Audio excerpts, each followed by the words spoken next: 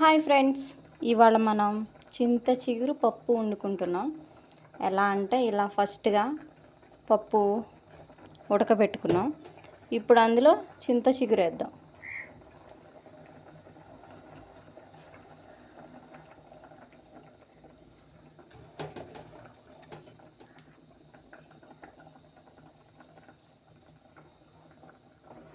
చింత చిగురు వేసాం కదా, ఇదిగో పసుపు కొంచెం వేద్దాం, కారం వేద్దాం.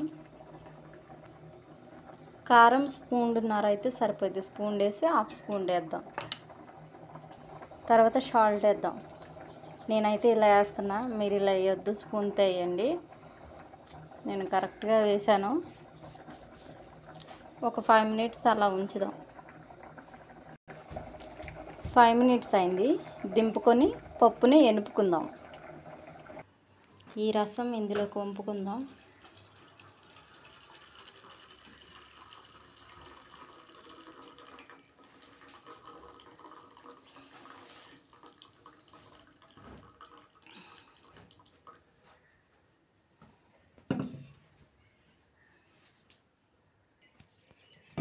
ఇప్పుడు ఇలా కలుపుకుందాం.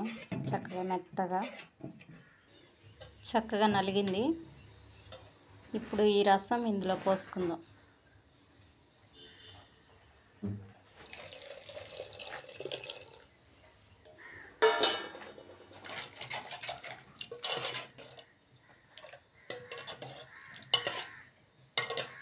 ఇప్పుడు తాలింపు పెడదాం. తాలింపుకి ఆయిల్ పోసుకుందాం.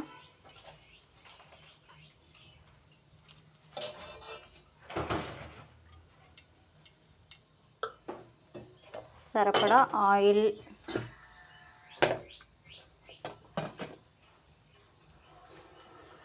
ఫస్ట్గా ఎల్లిపాయలు వేసుకుందాం.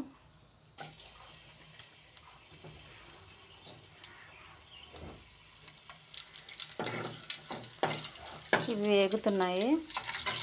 ఎండుమిర్చి కూడా వేసుకుందాం.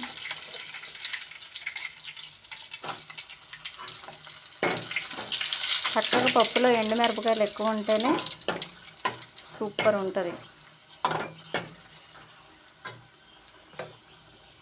తర్వాత జీలకర్ర, ఉల్లిపాయలు, కరివేపాకు వేసేసుకుందాం.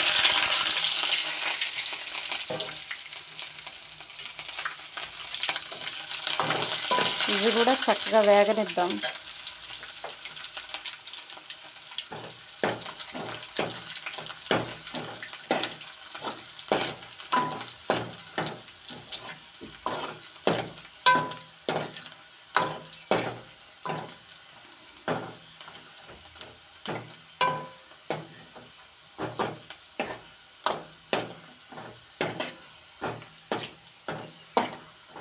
చక్కగా వేగాయి.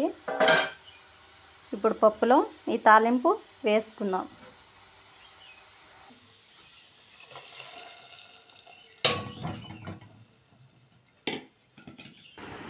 ఇప్పుడు చక్కగా ఈ పప్పు ఇలా ఎండుమిరపకాయలు వచ్చేటట్టు వేసుకుందాం.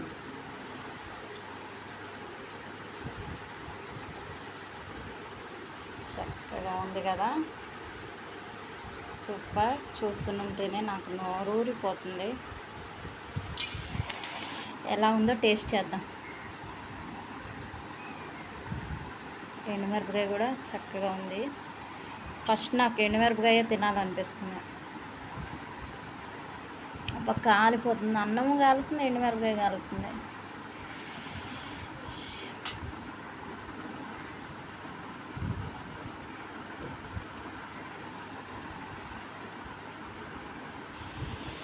సూపర్ ఉంది ఫ్రెండ్స్.